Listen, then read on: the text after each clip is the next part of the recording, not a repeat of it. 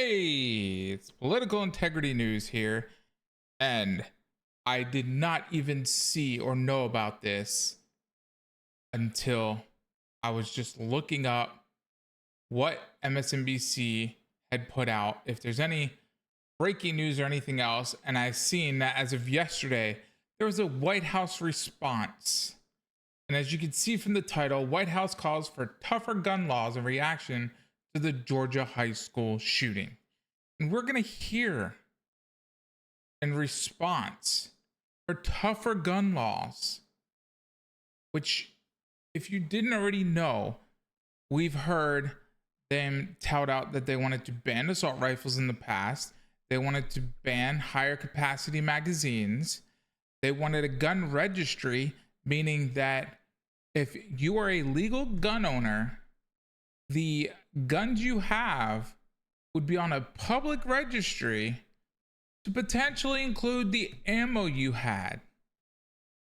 So if you are someone that just loves guns, has a lot of ammo, the local gang or bad guy, whoever, could come to your house and say, hey, this guy's stocked up for doomsday, World War III, the apocalypse, Civil War, whatever you want to call somebody that is ready to go in case something happens. They're going to go raid his house or her house and take the guns and ammo because they now know exactly who has what and what they got. If it's registered, they know. We can't have that. Even if it's a government type registry where it could potentially get leaked, we can't have that. So we know what they've called for. And I told you this is what they were going to do in the last video I just posted a bit ago. So let's listen to what they have to say, because this is not a gun issue. This is a behavioral health, mental health issue.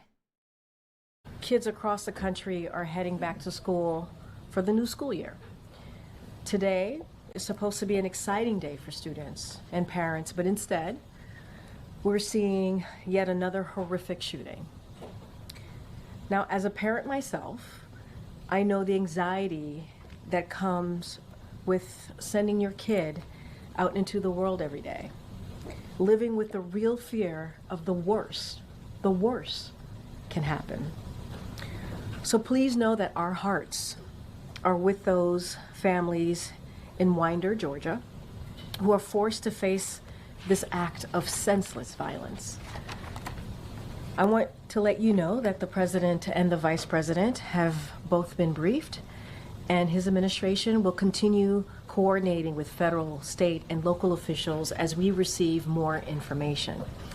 We're grateful for the brave first responders who are on the scene, and we stand ready to provide support as needed. As the president has said time and time again, this is not normal. This is not normal. Students and teachers deserve to know that their schools are safe. They should focus on learning, not lockdowns. While the president and vice president have taken historic action to reduce gun violence, more must be done to keep our schools and communities safe. We continue to call on Congress to do something, We need universal background checks. We need to ban assault weapons and high-capacity magazines, require safe storage of firearms, invest in violence prevention programs, and pass a national red flag law. Enough is enough. And I cannot say this enough, which is enough is enough. We cannot allow this to happen in our communities. We cannot allow this to happen in our schools. So we have to do everything that we can to keep our children safe, to keep the people who are supposed to protect our children, who are they supposed to learn from, safe. And enough is enough. Congress needs to act. Thanks for watching. So You just saw. She said, enough is enough. Well, yes, I get it. Enough is enough. But then she also said about having gun safety measures and, you know, make sure the guns are like locked up. So let's get to the point. Allow this to happen. We cannot enough and pass a national red flag capacity. We need to ban assault weapons. No. And high capacity magazines. Definitely not. Require safe storage of firearms. That's it. The safe storage of firearms. So you're telling me the safe storage of firearms. Granted, I get that. That should be a thing. Safe storage of firearms, especially when you have anyone but yourself that is going to be at your residence, whether they visit or they live there. But how are you going to enforce it? Are you going to violate the Fourth Amendment and go searching people's homes to make sure that they're doing the safe storage of firearms?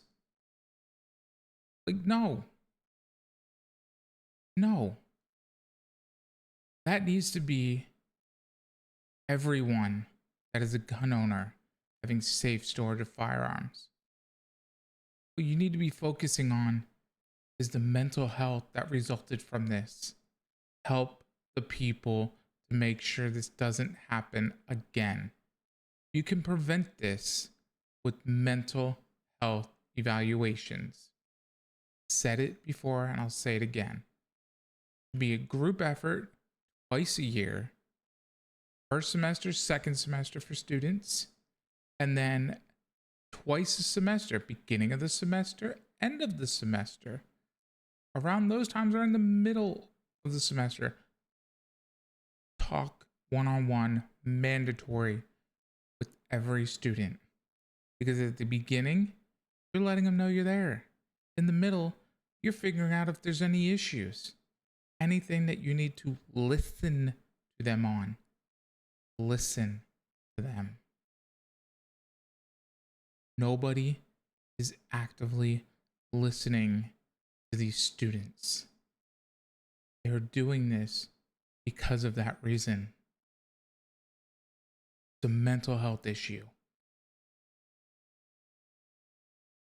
Sad, tragic, and we can prevent this. Thank you guys for watching the video. I hope you guys are having a much better day than others out there, and that we can move on to prevent these issues from happening to anybody else. Take care. Have a great day, and I'll talk to you guys in the next one.